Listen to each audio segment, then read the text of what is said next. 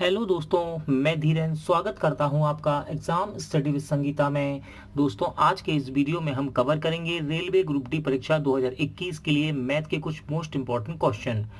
इस सीरीज में हम एक्सपेक्टेड क्वेश्चन के साथ साथ प्रीवियस ईयर के क्वेश्चन भी कवर कर रहे हैं। और दोस्तों, इस सीरीज में हम आयतन, क्षेत्रफल, चक्रवृद्धि ब्याज को कंप्लीट कर चुके हैं और साथ ही साथ अब हम चल आ रहे हैं, यानी कि चैप्टर चल रहा है आपका साझेदारी। ठीक है ना दोस्तों, तो चलिए हम अपनी क्लास शुरू करते हैं। दोस्तों, साझेदारी का ये डे 4 है और यहाँ तक अब हम इम्पोर्टेंट क्वेश्चन कवर कर चुके हैं। और जो बच्चे आज नए जुड़े हैं तो मैं उन्हें आज साझेदारी का एक कॉन्सेप्ट बता देता हूँ, जिससे उन्हें सवाल समझने में कोई दिक्कत ना हो। देखिए, याद रखिएगा, जब भी हम पूंजी में यानी कि जो भी धन लगाया गया है उसमें समय का गुणा करते हैं तो वो लाभ बन जाता है। क्या बन जाता है? लाभ। जब हम पूंजी में गुणा करते हैं समय का तो वो लाभ बन जाता है। अब सवाल देखिए, ए तथा बी ने मिलकर व्यापार आरंभ किया।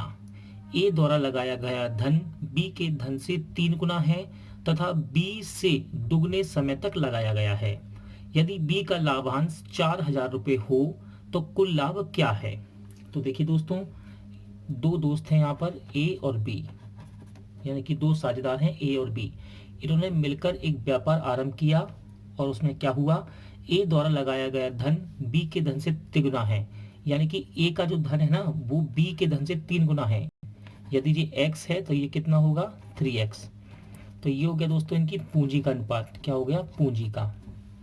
अब उसने कहा तथा बी से दुगने समय तक लगाया गया, यानी कि ए ने बी से दुगना समय लिया है। ठीक है ना, इनके समय का अनुपात कितना दिया है? यदि इसने 1 साल लगाया तो ए ने कितना लगाया होगा? 2 साल। कह रहा है ना, बी से, बात एक ही हो रही है, बी से दुगने समय तक लगाया गया। ए ने बी से दुगने समय के लगाया, ये इनके समय का अनुपात दिया है। क्या? समय का अनुपात। यदि इसने 1 वर्ष के लिए लगाया तो उसने 2 वर्ष के लिए, ऐसा मान सकते हैं आप। अब मैंने आपको क्या कहा था, जब पूंजी में हम समय का गुणा करते हैं तो क्या बनता है? लाभ। तो देखिए, इनकी पूंजी में हम समय का गुणा करेंगे तो इसका समय कितना है? 2 और बी का कितना है? 1। तो दोस्तों, जैसे ही हम पूंजी में समय का गुणा करते हैं तो ये क्या बन गया? लाभ का अनुपात। तो लाभ क्या आ गया इनका? 6x अनुपात में x। अब देखिए, यहाँ आपसे कह रहा है b का लाभांश 4,000 रुपये हो तो कुल लाभ कितना है। तो यहाँ देखिए, b का लाभ कितना है? x, और इसकी वैल्यू कितनी दे रखी है आपको? 4,000। ठीक है, आपसे पूछा क्या है? कुल लाभ कितना है। तो देखिए, कुल लाभ कितना है? 6x और x कितना हो जाएगा जुड़कर? कुल लाभ हो जाएगा दोस्तों आपका, कुल लाभ हो जाएगा 7x। तो यहाँ पर केवल आपको x की वैल्यू रखनी है, तो रखिए x की वैल्यू कितनी है? 4,000। गुणा कर दीजिए, 7 चौके 28, यानी कि कुल लाभ कितना होगा? 28,000 रुपये। ऑप्शन डी आपका राइट आंसर रहेगा। अगला क्वेश्चन देख लेते हैं। अच्छा क्वेश्चन है दोस्तों, इंपॉर्टेंट क्वेश्चन रहेगा। देखिए, ए ने एक व्यापार में 76,000 रुपये लगाए। कुछ माह बाद बी भी 57,000 रुपये लगाकर व्यापार में सम्मिलित हो गया। 1 वर्ष के अंत में, समय कितना दे रखा है यहाँ पे? 1 वर्ष के अंत में लाभ जो हुआ है, अंत में जो लाभ है, इनमें 2:1 का अनुपात है, यानी कि यहाँ पर अब आपको दिया है लाभ का अनुपात और पूछ रहा है बी ने कितने माह बाद साझेदारी की। तो देखिए, यहाँ पर पहला व्यक्ति कौन है? पहला व्यक्ति आपका ए और दूसरा कौन है दोस्तों? बी। कह रहा है ए ने व्यापार शुरू किया और कितने रुपए लगाए? 76,000। ठीक है, यानी कि ये शुरुआत से आया था। ठीक है ना, कुछ माह बाद बी आया 57,000 रुपये लगाकर, बी ने लगाए 57,000 रुपये कुछ माह बाद। ठीक है ना, आप क्या कह रहा है? 1 वर्ष के अंत में उनके लाभ का अनुपात, आपको लाभ का अनुपात दे रखा है। लाभ का अनुपात कितना दे रखा है? 2:1। ठीक है ना, लाभ का अनुपात कितना है? 2:1। अब मैंने आपसे क्या कहा था, यदि हम पूंजी में, ये क्या है इनकी पूंजी, यदि पूंजी में समय का गुणा करें तो क्या बन जाएगा? लाभ।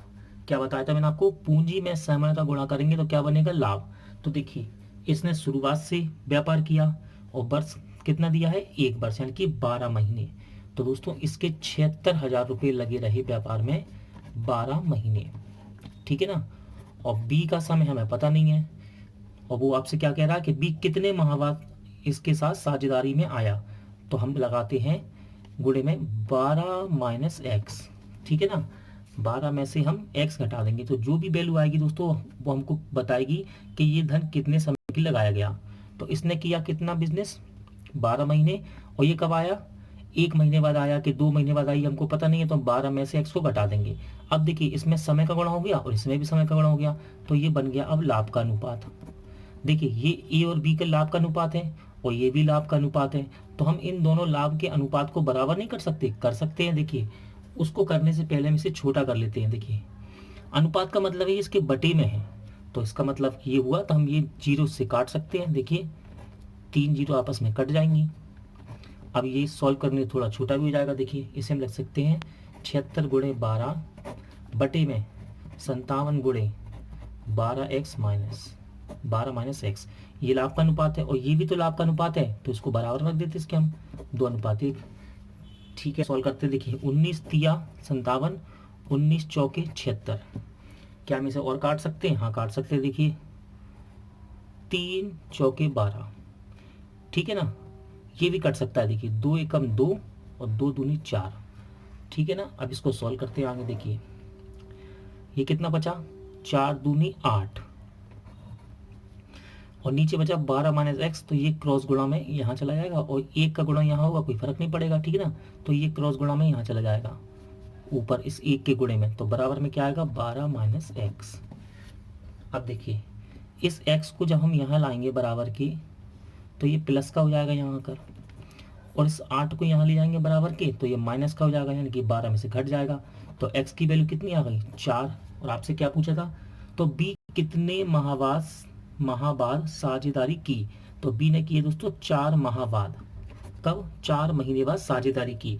यदि आप इसे अच्छे समझना चाहें तो देखिए इसमें से घटाएंगे तो यहाँ कितना आएगा 8, यानी कि 4 महीने बाद, 4 महीने बाद कौन आया बी, तो बी ने कितने महीने काम किया। अगर वो आपसे पूछ ले कि बी ने कितने महीने साझेदारी की है, तो 8 महीने की है, और कितने समय बाद आया है, तो 4 माह बाद उसने साझेदारी की, ठीक है ना। तो उसका राइट आंसर रहेगा 4। अगला क्वेश्चन देखते हैं, इंपॉर्टेंट क्वेश्चन रहेगा दोस्तों। ए तथा बी ने 10:9 के अनुपात में धन लगाकर व्यापार आरंभ किया। ए का धन 6 माह तक लगा रहा।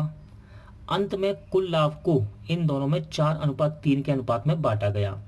बी का धन कितने माह तक निवेशित रहा। तो देखिए दो व्यक्ति यहाँ पर ए और ई, इन्होंने जो पूंजी लगाई है व्यापार में वो दी है आपको 10x और 9x के रूप में। हम इसमें x लगा सकते हैं, अनुपात में है तो, ठीक है ना।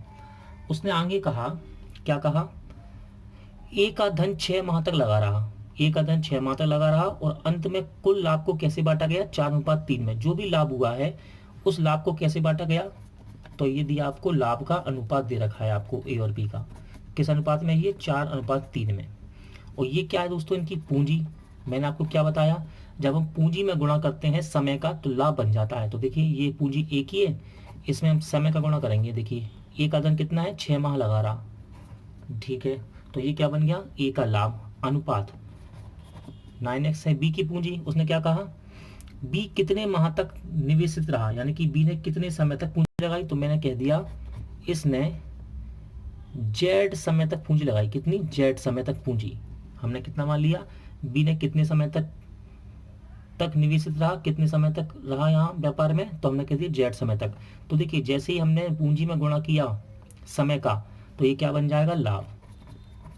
अब ये भी लाभ है, ठीक है ना, लाभ का अनुपात है, ये भी लाभ का अनुपात है, तो हम इन दोनों को बराबर नहीं कर सकते, कर सकते हैं। देखिए करते हैं, ये कितना हो जाएगा 6/60x बटे में 9x इंटू में z, और इस z की ही वैल्यू निकालनी है हमको, ठीक है। ये अनुपात है और ये भी अनुपात है, तो इसको बराबर में रख देते हैं। अनुपात को हम बटे में लिख सकते हैं, या आपको मैं बेसिक कई बार बता चुका हूँ। देखिए आगे सॉल्व करते हैं, 3 तिरका 9 और 3 के पार्ट से इसे काट सकते हैं हम 20 बार, ठीक है। x से x कैंसिल हो जाएगा, ये z जाएगा दोस्तों यहाँ क्रॉस गुणा में, तो कितना आएगा ये 20 बराबर 4z, 4 से कट गया 5 बार, तो z की वैल्यू कितनी आ गई 5, यानी कि ये कितने समय तक निवेशित रहा 5 माह तक। अगला क्वेश्चन देखते हैं, इंपॉर्टेंट क्वेश्चन रहेगा दोस्तों। क्वेश्चन लाभानी से है और ये question RRC Allahabad group D में पूछा भी जा चुका है। देखिए क्वेश्चन क्या कह रहा है, किसी दुकानदार ने 20 दर्जन खिलौने 1.5 रुपये प्रति दर से खरीदे। 10 खिलौने रास्ते में टूट गए, उसने शेष 2 रुपए की दर से बेचे, उसका लाभ प्रतिशत कितना है। तो दोस्तों यहाँ बात हो रही है 20 दर्जन खिलौनों की। आप 20 दर्जन को क्या कह सकते हैं, 20 दर्जन का मतलब क्या हुआ, एक दर्जन में 12, तो 20 दर्जन में कितने, 3, 12 24, यानी कि 240 खिलौने। ठीक है ना, 240 खिलौने, 20 दर्जन का मतलब क्या होगा, 240 खिलौने। कितने के खरीदे, 1.5 रुपए प्रति की दर से, यानी कि एक कितने का है, 1.5 रुपए का। तो 240 कितने के होंगे, तो 240 खिलौनों का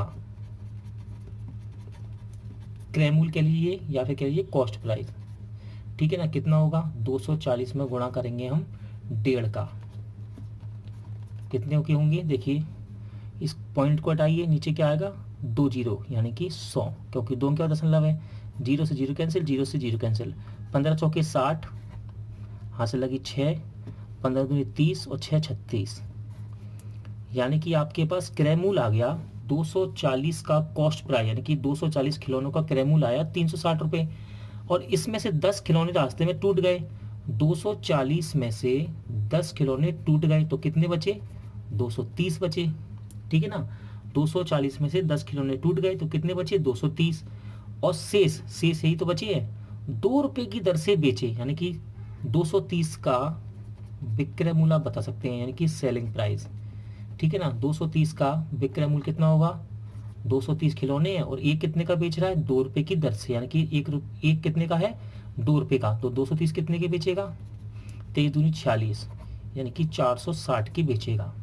तो ये आ गया दोस्तों आपके पास क्रय मूल्य और ये आ गया आपके पास विक्रय मूल्य। आपसे पूछा गया क्या, क्या पूछा गया, उसका लाभ प्रतिशत बताइए। तो आपको पता है कि लाभ प्रतिशत हमेशा क्रय मूल्य पर निकलता है। तो देखिए 360 के खरीदे और बेचे कितने के हैं, 460 के, यानी कि लाभ कितने का हो रहा है, 100 रुपए का। तो देखिए 100 रुपए का उसे लाभ हो रहा है। और लाभ और हानि प्रतिशत किस पर निकलता है, हमेशा क्रय मूल्य पर, चाहे लाभ हो रहा हो चाहे हानि, हमेशा क्रय मूल्य पर निकलता है। तो क्रय मूल्य कितना है, 360। ठीक है ना, क्रय मूल्य कितना है, 360 इंटू में 100%।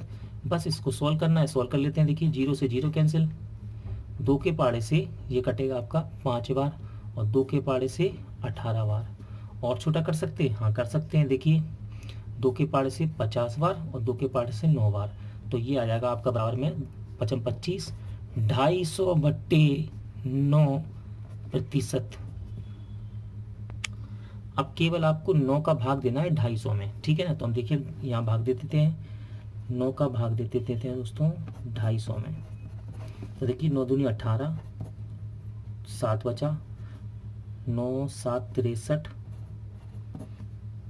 घटाएंगे 7, पॉइंट लगाया 0, 9 7 63, ये ऐसे ही बढ़ता जाएगा, 1 सेकंड और आएगा यहाँ पर। ठीक है ना, यानी कि इसका राइट आंसर कितना रहेगा, 27.77, 27.77%, यानी कि ऑप्शन सी आपका राइट आंसर रहेगा। अगला क्वेश्चन देखते हैं, इंपॉर्टेंट क्वेश्चन है दोस्तों। और ये इस क्वेश्चन में आपको 2 क्वेश्चन में आपको बना के दिखाऊंगा। ठीक है ना, इसमें 2 क्वेश्चन छुपे हुए हैं दोस्तों और इंपॉर्टेंट क्वेश्चन है। ये question RRC group D Delhi में पूछा जा चुका है 2013 में और इसका बेसिक बहुत ही अच्छा है दोस्तों, याद रखिएगा। यदि आपने बेसिक से इसे सीख लिया तो ये सवाल आपका कभी नहीं छूटेगा। देखिए क्या कह रहा है, किसी वस्तु को 920 रुपए में बेचने पर अर्जित लाभ का प्रतिशत उसी वस्तु को 1280 रुपए में बेचने पर हानि के प्रतिशत के बराबर है। ठीक है ना, फिर उसने कहा वस्तु को कितने रुपए में बेचा जाए कि 25% का लाभ हो। तो यहाँ दोस्तों यहाँ तक तो सवाल कभी कभी एग्जाम में यहीं तक देता है आपको, यहाँ तक बस केवल, और कहता है क्रय मूल्य बताइए। यहाँ तक आपको सवाल देता है और कहता है क्रय मूल्य बताइए। एक सवाल तो ये हो गया और दूसरा है कि वस्तु को कितने मूल्य में बेचें कि 25% का लाभ हो। तो 2 सवाल इसने यहाँ दे रखे हैं। ठीक है ना, तो देखिए सबसे पहले मैं आपको उसका बेसिक बता देता हूँ। यहाँ लाभ हो रहा है और हानि हो रही है, दोनों ही हो रहे हैं और परसेंट में। तो याद रखिएगा दोस्तों, लाभ कब होता है, लाभ कब होता है, तो लाभ होता है जब हम सेलिंग प्राइस में से कॉस्ट प्राइस को घटाते हैं, यानी कि विक्रय मूल्य में से क्रय मूल्य जब घटता है तो क्या होता है, लाभ। जैसे कि देख लीजिए 10 रुपए की वस्तु खरीदी आपने, और 100 रुपये की बेच दी, तो देखिए आपको लाभ ही तो होगा 90 रुपये का। देखिए 10 रुपये की वस्तु खरीदी और 100 रुपये की बेच दी, तो 90 रुपये का लाभ ही तो होगा। ठीक है, अब हानि की बात करते हैं। हानि कब होती है? देखिए हानि दोस्तों जब होती है जब कॉस्ट प्राइस में से सेलिंग प्राइस को घटाया जाता है। कैसे? देखिए 100 रुपये की आपने कोई वस्तु खरीदी और 10 रुपये की बेच दी, 100 रुपये की खरीदी और 10 रुपये की बेच दी, तो 90 रुपये की क्या होगी आपको? हानि। तो इतना तो पहले आपको याद रखना होगा कि लाभ कब होता है? जब विक्रय में से क्रय मूल्य घटता है, और हानि कब होती है? जब क्रय मूल्य में से विक्रय मूल्य को घटाया जाता है। ठीक है, अब सवाल देखिए, एक विक्रय मूल्य आपको ये दे रखा है और दूसरा ये दे रखा है। अब सवाल देखिए, किसी वस्तु को 920 रुपये में बेचने पर, है ना, विक्रय मूल्य, अर्जित लाभ का प्रतिशत, यहाँ लाभ हो रहा है, 920 में बेचने पर लाभ हो रहा है, लाभ हो रहा है। तो दोस्तों कैसे होगा लाभ? जब हम विक्रय मूल्य में से क्रय मूल्य को घटाएंगे, क्रय मूल्य हम यहाँ मान लेते हैं x, यानी कि कॉस्ट प्राइस। ठीक है ना, जब हम विक्रय मूल्य में से क्रय मूल्य को घटाएंगे तो क्या होगा? लाभ। और यहाँ क्या है? लाभ का प्रतिशत। तो लाभ प्रतिशत क्या होता है? लाभ प्रतिशत होता है हमेशा क्रय मूल्य पर, और क्रय मूल्य कितना माना? x, 100% बराबर। अब क्या हो रहा है? 1280 में बेचने पर हानि प्रतिशत, हानि कब होगी? जब क्रय मूल्य में से, जब कॉस्ट प्राइस में से सेलिंग प्राइस घटेगा। कॉस्ट प्राइस कितना है आपका? x, इसमें से क्या घटेगा? Selling price 1280। ठीक है ना। देखिए लाभ प्रतिशत कब होगा? जब विक्रय मूल्य में से क्रय मूल्य घटेगा, और प्रतिशत की बात है, लाभ प्रतिशत, तो चाहे लाभ प्रतिशत हो चाहे हानि प्रतिशत, वो क्रय मूल्य पर निकलती है। और यहाँ 1280 में बेचने पर क्या हो रहा है? हानि प्रतिशत। हानि कब होगी? जब क्रय मूल्य में से, क्रय मूल्य कितना माना हमने? x, क्रय मूल्य में से विक्रय मूल्य घटाएंगे, ये विक्रय मूल्य तो दिया है, और ये भी क्या है? हानि प्रतिशत। और हानि प्रतिशत कहाँ होती है? क्रय मूल्य पर, यानी कि x।